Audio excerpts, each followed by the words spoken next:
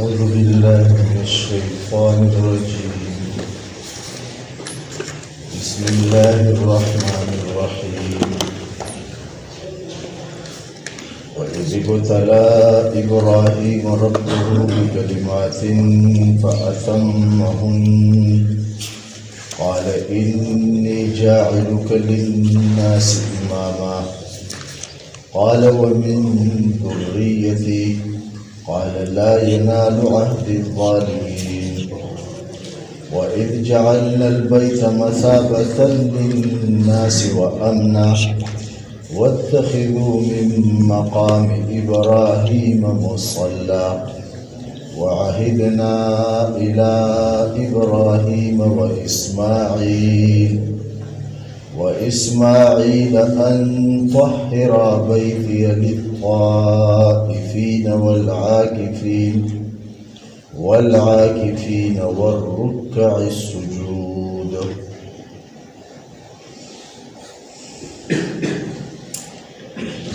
دې آیتونو کریمو کې او تقریبا په دې دوه رکوع کې به د ابراهیم علیه السلام متعلق چې کوم دی تذکره کی دې څوک او دغه الله پاک کوم صفات کې ښودلیو او د الله پاک کوم کمالات ورکړي وکړي الله پاک په ډیرو کمالات سره او په ډیرو صفات سره متصف پیدا کړو. علماء د تفسیر لیکلي دي چې د رسول الله صلی الله علیه وسلم د رسول د ابراهیم علیه السلام مرتبه ده، وړه مرتبه نه ده، د لوی مرتبه خاوند او داسې شخصیتو ده چې یهودیانو به هم د احترام او قدر کولو او عیسایانو به هم د عزت کولو او د مکې مشرکینو به هم د عزت او احترام کولو او هر یو به دا وی چې دی زمونږ نه دی، څه دی لکه زمونږ نه دی. یهودیانو به وی دا زمونږ په مسلک باندې دی او عیسایانو به وی دا زمونږ نه دی او د مکې مشرکانو هم دغه دعوه وله څه دی دی زمونږ نه دی. نو د ټولو ورسره د خپل محبت اظهار کولو او دغه دعوه د هغو وه. الله پاک دا هغه تذکره کوي چې ای یهودو ای نصاراو ای د مکې مشرکینو، تاسو هر یو دا دعوه کوئ چې هغه زمونږ نه دی او د هغه زمونږ سره تعلق دی او زمونږ د هغه سره تعلق دی. نو پته به ولګي اوس چې په هغه کې کم کمالات او کم صفات په هغه کې ولګه د هغې معلومات به هم وشي او ستاسو به هم وشي او څه خو دې وشو مخې او دا پته به مو لګي چې د هغه د چا سره تعلق، تاسو خو د هغه د تعلق دعوګیر یې ټول چې د هغه تعلق زمونږ سره ولګي او پته به ولګي چې د هغه تعلق د کومو خلکو سره ولګي. نو دا هغه تذکره د دوه رکوع کې به روانې الله پاک د هغه باره کې فرمایي چې وإذ ابتلى یاد کوي هغه وخت د یاد ساتلو دی چې ازمایش او امتحان وکړو ابراهیم علیه السلام ربه خپل رب بکلمات په یو څو کارونو سره فأتمهن. نو ابراهیم علیه السلام هغه پوره کړل، یعنی په هغه ازمایشونو کې او په هغه امتحاناتو کې هغه کامیاب شو. څه دی لکه کامیاب شو. دا امتحانات څه نو دا به ځای په ځای په قرآن کې د هغې په خپل ځای باندې تذکره به هم راشي، خو زه اجمالا تاسو ته هسې هغه ذکر کومه. ابراهیم علیه السلام الله پاک په مختلفو موقعو باندې مختلف سخت امتحانات چې کوم دی څه دي لکه د هغه نه اخیستي دي. خو یو خبره دلته دا ذکر کوم چې هغه اشکال دی. څه دی؟ اشکال دی. اشکال په ذهن کې دا پیدا کېږي چې امتحان خو یو انسان چې د چا اخلي لکه څوک د چا امتحان اخلي نو هغه ته د هغه قابلیت او د هغه صلاحیت نه معلوم، نو هغه معلومول غواړي چې د هغې پته ولګي چې دا انسان څومره قابل دی، دا څومره د صلاحیتونو خاوند دی. لکه زمونږ مدارسو کې یا سکولونو کالجونو کې چې د دغه طالبانو نه او د دغه سټوډنټانو نه امتحانات اخیستی کېږي، نو امتحان اخیستونکی چې وي نو هغه دا معلومول غواړي چې یاره دا سړی په کتاب دغه طالب په کتاب پوهېږي که نه پوهېږي، دا کتاب یې ویلی دی که یې نه دی ویلی، او که یې ویلی دی نو څومره پې پوهېږي لکه او څومره ورته یاد دی. دا معلومول غواړي د امتحان نه غرض دقه یې چې دا معلوم کړي، د هغه قابلیت او صلاحیت معلوم کړي او د هغې متعلق هغه له چې کوم دی څه کړي لکه د هغې ثواب او د هغې معاوضه او د هغې نمبرې او د هغې انعام هغه ته میلاو شي، لکه د هغې سند څه کړي لکه. خو د الله پاک امتحان اخلي د ابراهیم علیه السلام، نو الله پاک ته خو د هر چا صلاحیت او قابلیت معلوم دی، نو د الله پاک د امتحان د اخیستو مطلب څه شو؟ سمجھ کې راځي خبره؟ زه خو ستا امتحان ځکه حالم چې باید ما ته پته ولګي چې ده سره ما یو کال ځان وکړو، آیا دی هسې ناست دی څه له ورځي کولو نه ورځي، څه ورته یاد دي که ورته یاد نه دي، دا معلومول غواړم که ما ته معلومېږي نه، لیکن الله پاک ته خو هر څوک معلوم دی چې دی څومره قابل دی او دی څومره نالایقه دی. نو بیا امتحان اخیستلو غرض څه دی؟ امتحان خو د غرض دپاره اخیستلی کېږي. دوه جوابات دي، سړي دوه جوابات علماو کړي دي تفسیر. یو جواب خو دقه دی کوم چې مونږ وکړو، خو د الله امتحان په دغه معنی باندې څه لکه انسانان چې د یو بل امتحانات اخلي، استادان چې د خپلو شاګردانو نه امتحانات اخلي، نو د الله امتحان په دغه معنی باندې نه دی لکه یو د امتحان معنی دقه ده کومه چې ما وکړه، خو د الله امتحان په دې معنی نه دی. نو د الله امتحان په دې معنی دی چې الله ته ښه معلوم دی چې په ابراهیم علیه السلام کې کم صفات او کم کمالات پراته دي، لکه د الله ته معلوم دي. لکه الله د دې دپاره امتحان نه اخلي، د دغه دپاره خو موږ امتحان اخلو، چا کې څونه کمال لري، چا کې څونه قابلیت لري. الله د دې دپاره اخلي چې بایي د ده دا کمالات په نورو خلکو باندې ښکاره شي، نورو خلکو ته پته ولګي. ازمایش کې الله واجب، الله ته د هر څه پته چې دی به د دې ازمایش کې څه کېږي لکه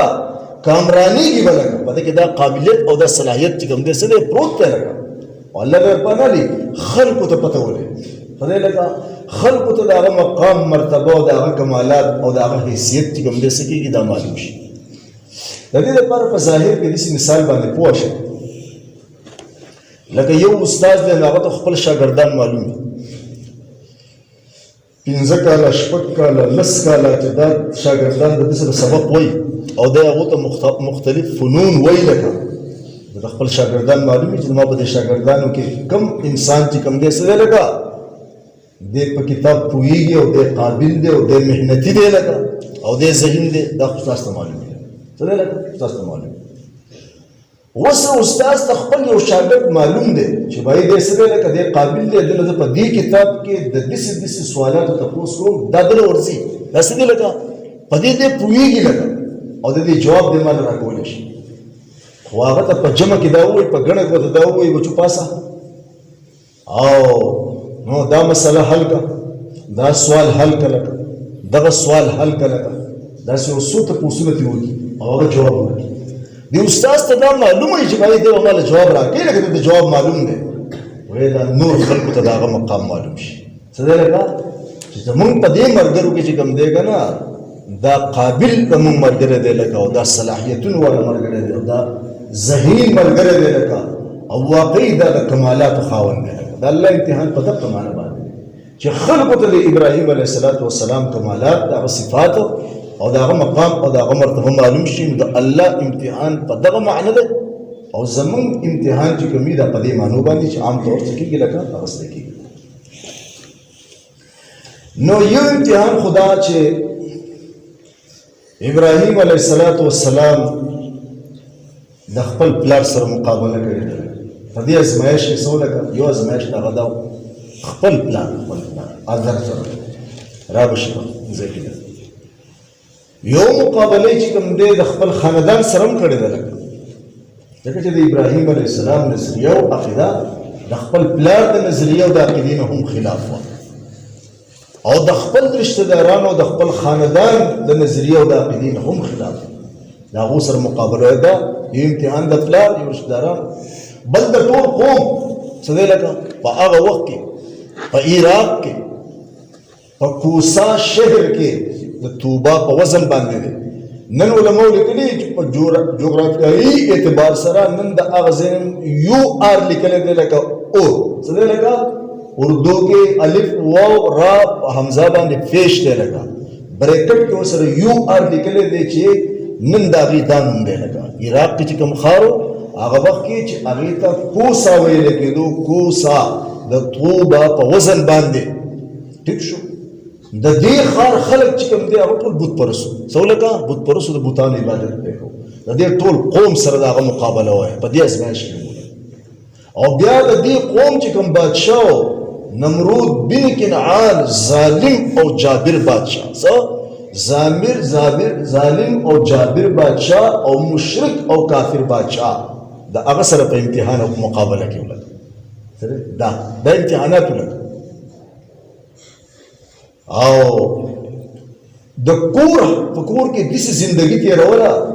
چې خدای پاک دې د کور د مخالفتونو نه انسان وساتي چې ستا سره په خپل کور کې ستا پلار خلاف شي کنه لکه او ته د خپل پلار خلاف او ستا خپل خاندان ستا خلاف شي لکه او ته د هغو خلاف او په کوم قوم کې چې ته اوسېږې دا قوم ستا خلاف شي او ته د هغو خلاف او د ملک حاکم وقت او بادشاه ستا خلاف چې ته خلاف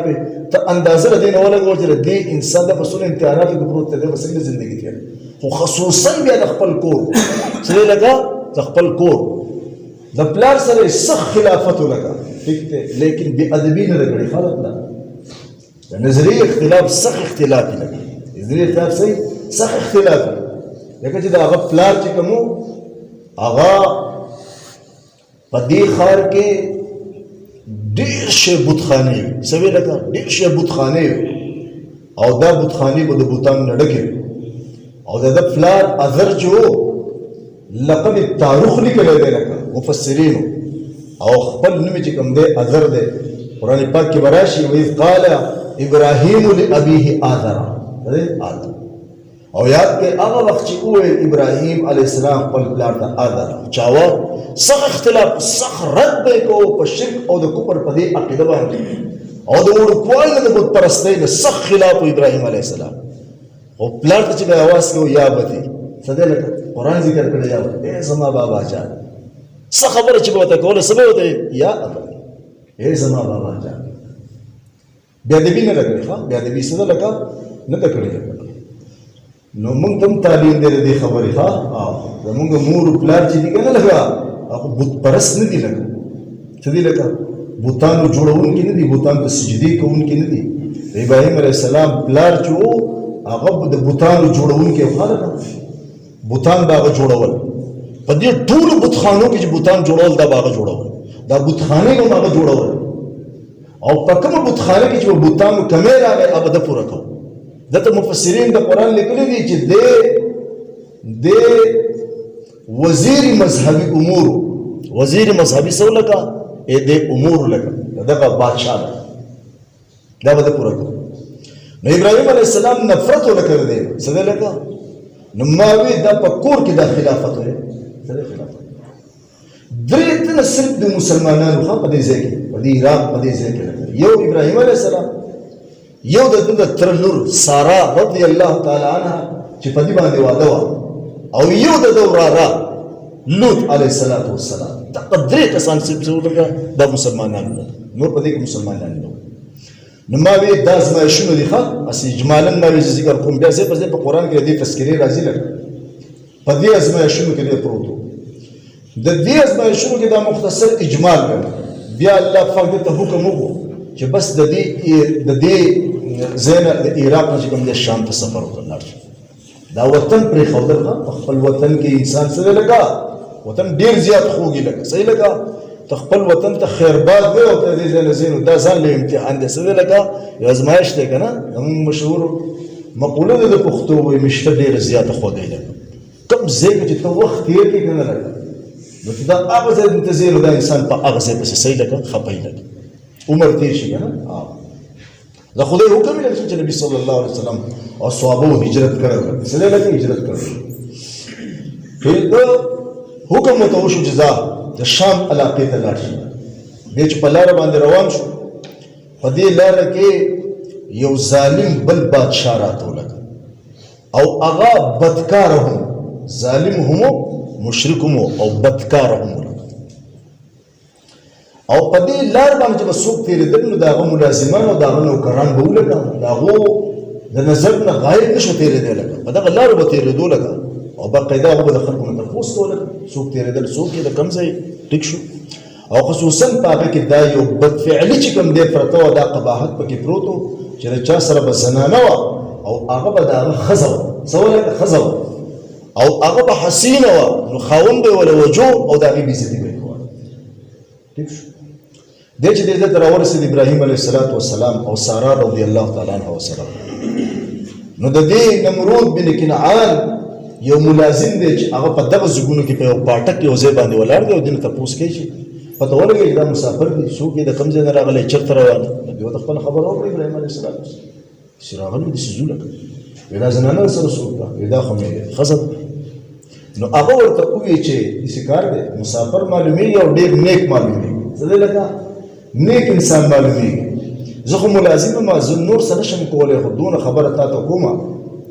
چې باچا به تا غواړي څه دی لکه تاسو به غواړي خو د هغه طریقه دا ده چې ګورې که دا دې ووایي چې دا زما ښځه ده نو تا به وژنې د دې بېعزتي به کوي خو ته ورته داسې ووایې دا زما خور ده څه دی زما خور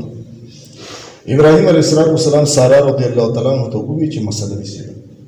باچا دې وغواړي نو ته به ورته وایې چې دا زما څه دی دا زما ورور دی زموږ هم چې ما تپوس دی زما خور ده خو په دې خبره یې پوه کړه چې ته زما خور فی الدین انت اختی فی الدین ته زما صحیح لګه په دین کې خور یې که نه هر مسلمان نارینه او زنانه دا د یو بل خور رور دي ښه دا دیني خویندرونه دي خدای ورته ویلي دي الله په قرآن کې ویلي او د خدای پیغمبر هم ویلي دي نو په دې اعتبار سره هغه دروغ نه دي ویلي ښه لکه څه دی لکه موږ د خپل ترور لور ته خور وایو که نه وایو د ماما لور ته خور وایو که نه وایو په خپل اور کې ورته هم وایو خبر ورسېد او بل دا دی چې دا د هغه څه وه د تره لورې هم وه څه دی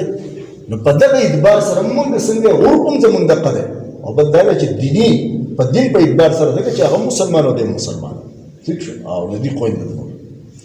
باچا چې وغوښته دنې تپوس وکړو چې ستا څه ده هغوی دا زما خور ده ابراهیم علیه السلام ورته زما څه ده زما خور ده خو مراد به زمونږ دی چې دیني ښه هغوی پوه ابراهیم علیه السلام به څه لکه زمونږ د دې وینا نه به زمونږ مراد دی چې دا زما رور دی دا زما خور ده دیني دا مونږ به خپل مراد دا اخلو هغه ته به دې خبرې وضاحت نه کوو خیر دا خبرې ورته وکړه خو د هغه نیت خراب شو څه دی لکه د هغه نیت خراب شو او هغه اراده وکړه د هغې د بېعزتۍ کولو او الله پاک د هغې مدد وکړو او دی په ځمکه کې ښخ شولی څه دی لکه ځمکه کې ښخ شولی بد دی پوه شو دی څه دی لکه دی پوه شولی چې زه څه کولی نه شم او بیا ځان په دغه خبره باندې خلاص کړو چې د هغه سره یو وینځه وه چې د هغې نوم حاجره رضی الله تعالی عنها هغې وله چې کوم دی هدیتن چې کوم دی څه دی لکه هغې وله ورکړه او خپل ځان یې خلاص کړو لکه څه دی لکه خپل ځان یې خلاص کړو په دې باندې پوه شو چې د دې بېعزتي کول خو ډېره لرې خبره ده لکه خو زما خیر نشته زما څه دی لکه خیر نشته خدای راښکلی و په ځمکې کې څه دی لکه ځمکې نیولی خدای ځمکې ته حکم کړی و لکه ټیک ده نو دا دې امتحان ته وګورئ په دې امتحان کې زما سره غرض دا دی نو په خپل ځای کې دا واقع بیا راځي لکه قرآن کې نو په دې امتحان کې م الله چې رسول سخت امتحان ولګ د دې نوم ووته څه دی لکه لاړ دغه حاجره رضی الله تعالی عنها چې دغه ظالم بادشاه چې کوم دی څه دی لکه دې ته په هدیه کې ورکړې وه د هغې سره ابراهیم علیه السلام نکاح وکړه هغه د نبي صلی الله علیه وسلم په زوجیت کې راغله کله راغله الله پاک د هغې نه هغه ته اولاد ورکړو د هغه نوم یې کېښود اسماعیل علیه السلام اسماعیل علیه السلام د هغې بچی د هاجر رضی الله تعالی کوټه بچی دی او پی خوري څه دی لکه پی خوري لکه او الله ورته حکم وکړو دیو د دې ځای روان کا او دیو هغه بې آب وګیا ځای ته چې هلته اوبه هم نشته او هلته شینکې هم نشته دی لکه په کوم ځای چې بیت الله دی بیت الله نو هغه کیسه ولګه نن چې کوم بیت الله ښکارېږي که نه دا نه ولګه دې ځای ته راغی ښه هېڅ شی نشته لکه د انسان نوم نشته لکه په دې ځای کې لکه بلکې مارغان په کوم نشته لکه چې مارغان په هغه ځای کې اوسېږي چې کوم ځای کې اوبه یې لکه ټیک شو او څه ځناور په هغه ځای کې اوسېږي چې سرېږي چې باید ګیا کړي چې اوبه نشته نه ګیا شته او نه اوبه شته لکه د الله حکم ورته وشو دا په دغه بې آب وګیا او په دغه صحرا او په دغه بیابان کې دا پېغله جنۍ او دا ورکوټه ماشوم دا پیدا د وخت سره سلو ګوټې خرمې او سلو ګوټې اوبه او سره یې بس ابراهیم علیه السلام دا په دغه ځای کې لاړ بوتله په دغه ځای کې پرېښودل واپس ترې راغلی دا ازمایښت دا هغه ازمایښتونه دي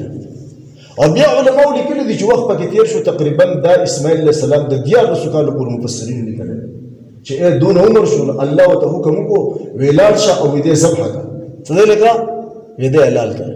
دغه امتحانات ته څه دي لکه ویې دا ګوره او بیا د اور قصه دا ډېره زیاته معروفه او مشهوره ده چې هر چا ته څه ده معلومه ده دا امتحانات دا ما یې ځای په ځای باندې راشي او ما چې لږ اجمالي د دې تذکره وشي چې الله پاک چې کوم دی وإذ ابتلا او تاسو یاد کړئ هغه وخت چې امتحان واغستو ابراهیم علیه السلام ربه خپل رب بکلمات په یو څو کارونو سره دا کارونه دي ښه بیا په ځای په ځای ذکر شي فاتمهن پس ابراهیم علیه السلام دا پوره کړل ان الله پاک یعنی ابراهیم علیه السلام په دې ټول امتحاناتو کې څه شو لکه سرخرو او کامیاب شو پاس شو څه دی لکه پاس شو چې کله پاس چې څه لکه نو بیا څه ملاویږي که نه لکه څه دی انعام ملاویږي نو الله فرمایي چې قال الله پاک وفرمایل چې انی بشکل جاعلک جوړوم تا للناس د خلقو دپاره اماما زه تا د خلقو مقتدا او پیشوا اوس چې کوم دی څه کومه لکه جوړوم لکه خلق بس تا پسې اقتدا کوي خلق بس تا په نقش و قدم باندې چې کوم دی څه لکه روان نو دی مقتدا شو او دی امام چې کوم دی څه لکه الله پاک جوړ کړل قالت د دعا وکړله ابراهیم علیه السلام ومن ذریتي زما د اولاد نه هم یا الله څه دی یعنی ما پیشوا جوړه مذهبي پیشوا ما جوړه کنه د قوم لکه ټیک شو زما الواد هم جوړ کنه الله فرمایي قال الله تعالی فرمایي لا ينال عهد الظالمين نرسیږي زما وعده ظالمانو پر یعنی مطلب دا دی چې ستا په اولاد کې به ابراهیم علیه السلام کافران او مشرکان لکه څه لکه کافران او مشرکان دا غو سره زما دا وعده نشته دا غو سره زما ساده دا وعده نشته لکه دا خو زور کومه دا مذهبي قیادت او دا امامت خو هغه خلقو ته ورکومه چې هغه ایمان ولري او عمل صالح وایي او ستا په الواد کې به چې کوم دی کافران او مشرکان لکه د هغو عقیده به هم خرابه او د هغو اعمال به هم خرابې لکه هغو سره زما چې کوم دی څه دی واده نشته دی خو داسې نه ده چې دا واده الله نه ده پوره کړې د دې دپاره به نه لکه دی محروم شو خاصه دی لکه دی محروم شو لکه نو ګوره اوس معلومه شوه چې بایي د پیغمبرانو الوادي که نه الوادي ټیک شو خو چې د هغه پیغمبر په ایمان کې د هغه سره شریک نه او په نیکو اعمالو کې د هغه سره شریک نه نو دغه صحزاب څه شی ورته وایي صاحبزاد دا ورته وایي دا پرزاده توب او دا صحزاده توب چې کوم دی د هغې الله جړې کټ کړی څه دی لکه جړې کټ کړی په دې کار نه کېږي لکه زما نیکه په هغه خو اوس هم چې مړ دی نو په قبر یې مرغوس یې نشي تللی نو ټیک دی په هغه به نشي تللی خو ته صحیح ته خپل ایمان وښیه ته خپل عمل وښیه هغه څوک وکړه هغه خپل ټوله زندګي د الله پاک د قرآن خدمت کړی دی د خدای د پیغمبر چې کوم دی د احادیث څه کړی دی خدمت یې کړی دی پاک او صالحه زندګي تېره کړې ده که نه ټیک ده نو د هغه په مړونو هم چې کوم دی عزت او په ژوندونو باندې مې هغه ټیک دی خو ته خو نه د خدای کلام پېژنې او نه د خدای د نبي رسول طریقې پېژنې لکه بدعملۍ سره خپل ژوند تېری په دې کار نه کېږي دا څه دی د دې نه ثابته د دې آیت کریمه نه څه ده ثابته چې بھائی په خپل ستا به په ایمان کار کېږي او په نیکو اعمالو باندې به کار کېږي چې ستا پلار پیغمبر ومې لکه او چې ته دغه په مذهب باندې نه لکه او ستا اعمال چې کوم دی نیک نه نو الله وایي نه دې سره زمونږ واده نشته دې سره څه دی لکه زمونږ واده د دې عزت دنیاوي او اخروي چې کوم دی څه ده دا سره نشته او د نیکانو سره الله وعده پوره کړې ده. سوره عنکبوت راوړو یو آیات دی مختصر ستاسو ذهن ته راشي. سوره عنکبوت کې 27 دغه 28 آیات دی. سوره عنکبوت دا الله پوره کړی ده. دا په الواد کې الله پاک چې کوم دې سدي لکه عنکبوت څومره سپاره ده شلمه سپاره ده. ټیک شو دا راوړل 27 نمبر آیات ته وګورئ.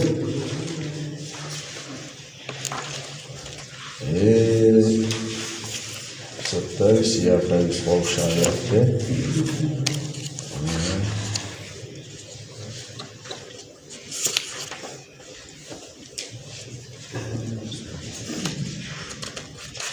سمجھے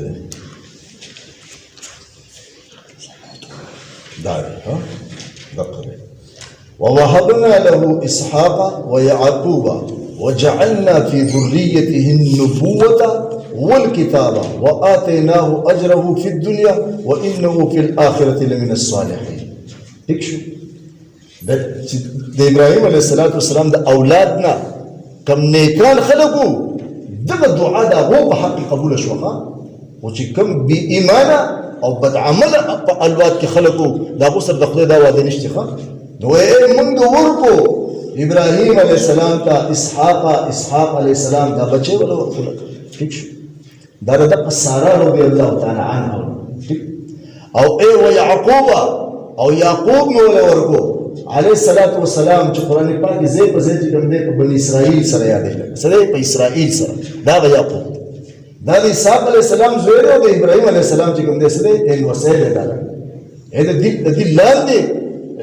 مونږ وی تقریبا د یعقوب علیہ السلام نواله او په دې خو باندې عیسی علیہ السلام پر سلور زره پیغمبران الله په دې کې راولېږل دا د ابراهیم علیہ السلام په اولاد کې دي کنه دي او په خپل د یعقوب علیہ السلام پلار چې کوم دی نو هغه څوک ته لګا هغه اسحاق علیہ السلام دی او اسحاق علیہ السلام پلار په خپل ابراهیم علیہ السلام سره ابراهیم علیہ السلام لپاسه هم پرالم نکونه چې کوم دي سړي پیغمبران دي او په دې قوم سلور زره په دې قوم باندې عیسی علیه السلام پورسي راولېږل نو الله موږ ته اسحاق علیه السلام ورکو ادم پیغمبر و یعقوب علیه السلام ورکو نو ادم پیغمبر ٹھیک شو وجعلنا فی ذریته النبوة او بیا موږ چې کوم دې پیدا کړل دې په اولاد کې نبوت موږ وګورو دې په اولاد کې څه نبوت چې دا په زرګونو پیغمبران پکې منسدي لکه راولېږل ول کتاب او کتابونه څومره کتابونه چې اسماني راغلي دا د ابراهیم علیه السلام په دغه اولاد کې راغلي دا ټول دغه په اولاد کې دي موسی علیه السلام عیسی علیه السلام داوود علیه السلام او په هغه باندې کتابونه تورات زبور او انجیل او نور صحیفې چې راغلي دي لکه دا الله پاک کوم د ابراهیم علیه السلام په اولاد کې پیدا کړ او اتیناه اجره فی الدنیا موږ ته په دنیا کې بدل ورکوي الله پاک ابراهیم علیه السلام او انه فی الاخره لمن الصالحین او په آخرت کې د دې کې د صالحان نو صرف د دعا د ابراهیم علیه السلام د بد عمل د کافر او د مشرک اولاد په باره کې چې کوم دی نه قبول او د نیکانو باره کې قبول شي د په زرګونو پیغمبران په خدای پاک چې کوم دی سدي لکه اولاد کې پیدا کړي دا د هغه کمالات دي د ابراهیم علیه السلام دی دا څه دی د ابراهیم علیه السلام دی نو بس تاسو وګورئ چې د ابراهیم علیه السلام خو د الله پاک داسې تابعدار څه دی لکه داسې تابعدار چې دا غدي قربانو د توګه چې په هر امتحان کې سره لگا اخو یو موحد انسان لگا او يهوديان مشرکان تاسو خو سس ناروا د ناروا او قسمونه دي لگا او په تاسو کې موجود دي او تاسو د ابراهيم عليه السلام تعلق زمون سره لگا تاسو سره تعلق کې دي او سایه تاسو ځان ته وګورئ تاسو خپل عقیده ته وګورئ تاسو خپل اعمال ته وګورئ لگا ستاسو سم مناسبت ته ابراهيم عليه السلام سره چې تاسو دا وایي چې دا تعلق زمون سره د اقدم په مذهب باندې دی لګا او د مکی مشرکان په تاسو کې سم نجاستونه او خباثتونه پراته دي لګا د خدای مخالف د خدای د پیغمبر مخالف د خدای د دین مخالف دک شو او ابراهيم عليه السلام خو حنیف او زه په دې هغه تذکر راشي ستاسو دا سم مناسبت ته لګا ستاسو دا هیڅ مناسبت نشته ده دا بسر استاسو هیڅ قسمه تعلق چې کوم دی سره لکه نشته دی لکه هغه د الله د وحدانیت قایل او تاسو د الله د وحدانیت قایل دا لوی فرق دی لکه سره لکه لوی فرق دی دا تاسو وإذ جعلنا البيت مثابة للناس وأمنا او یاد کې هغه وخت چې وګرځو مونږه هغه بیت الله شریف مثابتا یومانه د زید ثواب ټیک شو لناس د خلکو لپاره و امن او زید امن لګ او بل د مثابتا معنی علما وکړي دا چې بار بار دیتا واپس کیدونکې بار بار واپس کیدونکې د خلکو لپاره بار بار واپس کیدونکې مطلب دا چې دا دې زیږیږي کنه چې د بیت الله تسوک یو پیر لاړ شي نو د بیا تمنا کوي چې بیا وته واپس راځي او چې بیا لاړ شي نو به چې الله په درنه پیرا خو د مرګ پور سو بدانه وځي بس ده مسابتن یومانه صد لگا دادا بار بار لوٹنے والی جگہ بار بار لوٹنے والی جگہ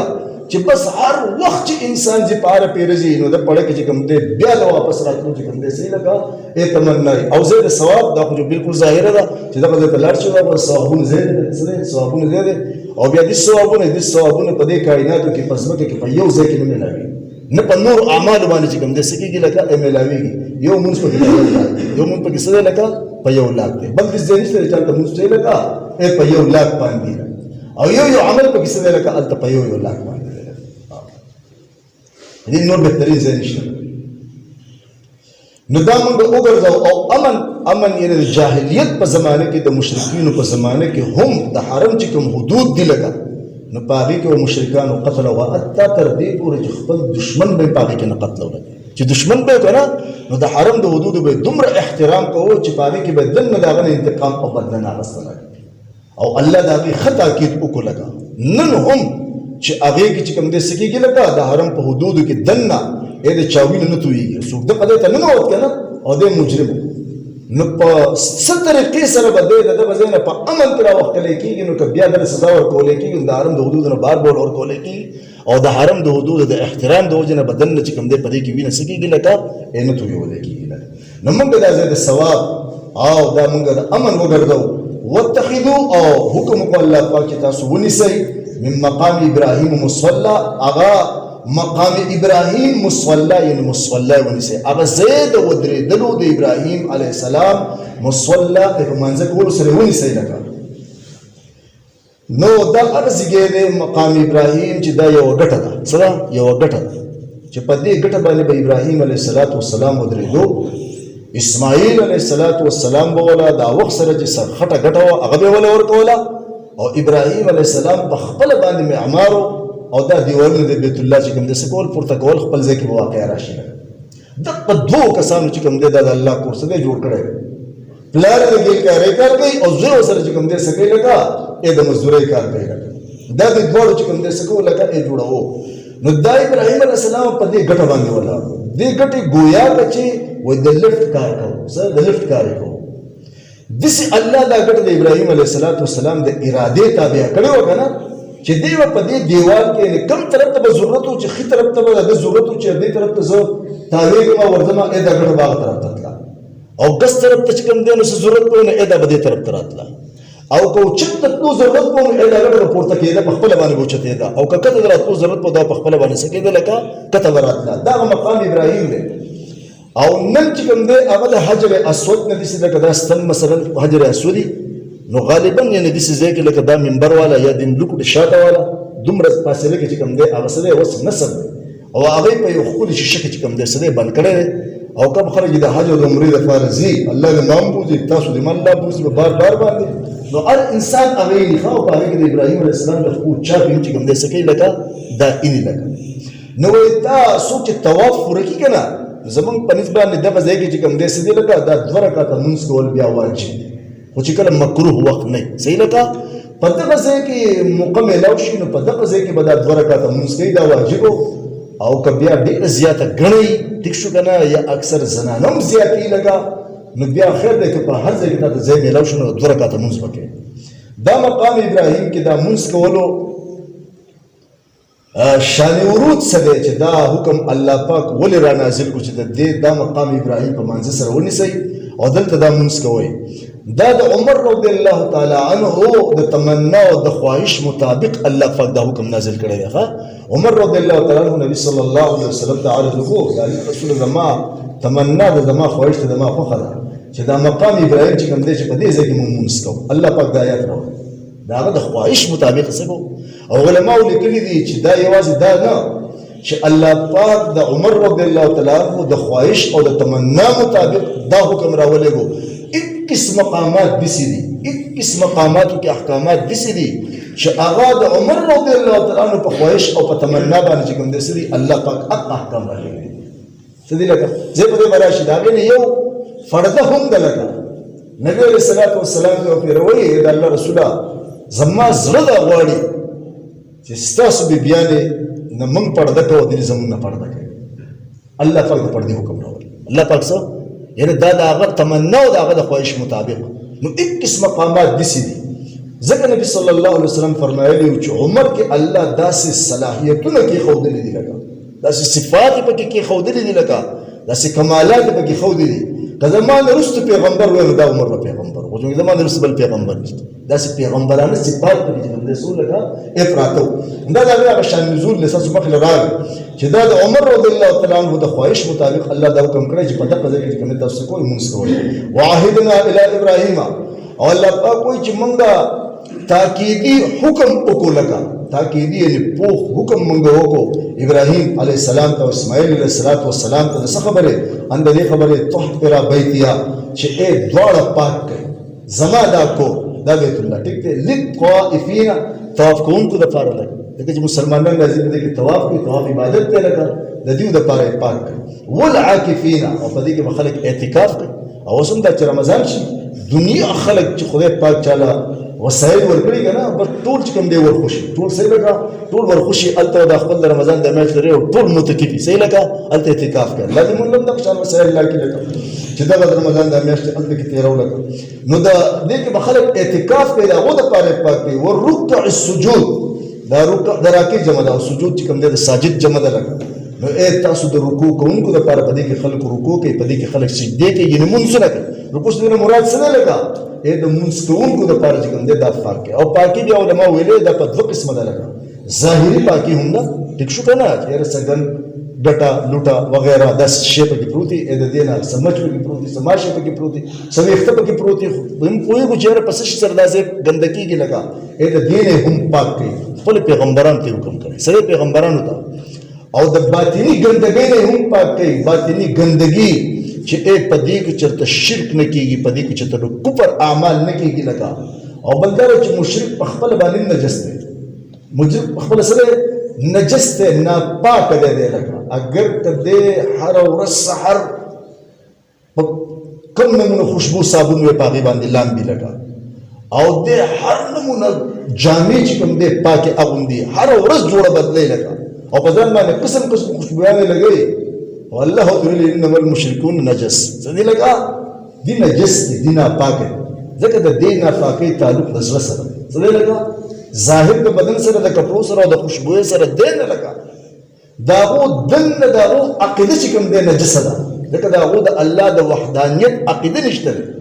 او عقیده او د نظریې تعلق چې کوم دی د زړه سره ده او دا زړه چې کوم دی دا د صابون باندې پاکيږي نه په اوبو باندې پاکيږي نه په پاکو کپړو پاکيږي نه په خوشبوانه او پاکي پاکيږي دا چې صرف پاکيږي دا په لا اله الا الله محمد رسول الله سره پاکيږي نو ځکه دا نجس دی نه د دې مشرکان نه هم پاک ساتي او د مشرکانه اعمال نه چې کوم دي څه کوي لکه اے پاک ساتي نو دا بشانت دا حکم عام دی خاص دی لکه یو دا غوډه لپاره نه دی د خدای په ځمکه باندې چې په کم ځای کې د خدای کورونو جماعتونه دي چې الله په خپل پیغمبرانو ته دی حکم کړی دی نو د دې د صفائی کول د هر قسم ګندګۍ نه او د بدعاتونو او د شرکیاتونو ټیک شو کنه او د ظاهري ګندګونو پاک ساتل مونږ ته په طریقې ولا سره دی کنه لکه او دا عزت دی کنه لکه دا د عزت کار دی نو خدای خپل پیغمبرانو ته حکم ولې لکه نو ممکن دا جذبه پکار ده صد لکه مو وای دا یوازې قصې نه دي لکه اوس چې مونږ دا کو لکه مونږ ته په هر خبره کې دعوت فکر صد لکه دعوت فکر دی چې زه خپل پیغمبرانو جلیل القدر پیغمبرانو ته خپل کور دا ظاهري او د باطني د پاکي حکم کوما نو مونږ له پکار دي چې بھائی حق مسلمان د ایمان تقاضا ده چې د دې دنه د دې بهر د دې کوسه د دې خوښه چې د دې موږ هر قسم د ظاهري صفای هم خیال ساتو او د باطني په دې کې موږ دي اعمال هم نکو چې هغه سوي لکه غیر شرعي الله دې توفیق راکړي ويجب التلاوات کې هغه وخت چې ما يشکو ابراهيم علیه السلام ربه رب داغه بکلمات په سو کارونو سره فاتمهن نو پس ابراهیم علیه السلام هغه پوره کړو یعنی هغه پکې کامیاب او کامران شو. قال الله پاک ویل نبی شکر جاعلک اگر زو متا للناس خلق د فار اماما پیشوا مقتدا. قال دی ویل چې من ذریتی زمون د اولاد نه هم وګرځوا. قال الله پاک فرمایي لا ينال عهد الظالمین زمون د وعده نه رسیږي ظالمان مشرکان کافرانو ته. وإذا ولات يا وقت جعلنا البيت أجمعنا وغرزه بيت الله شريف مثابة زي الصواب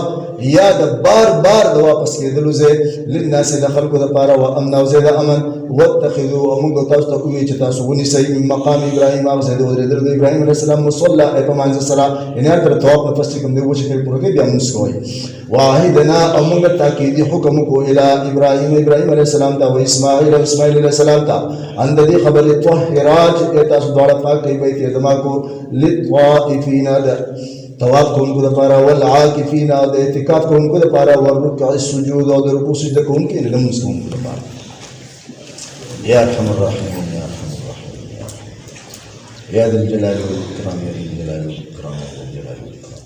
اللهم صل على محمد النبي الأمي وأزواجه أمهات المؤمنين وذريته وأهل بيته كما صليت على إبراهيم إنك حميد مجيد. ربنا لا تؤاخذنا إن نسينا أو أخطأنا ربنا ولا تحمل علينا إصرا كما حملته على الذين من قبلنا ربنا ولا تحملنا ما لا طاقة لنا به واعف عنا واغفر لنا وارحمنا أنت مولانا فانصرنا على القوم الكافرين. سبحان ربك رب العزة عما يصفون وسلام على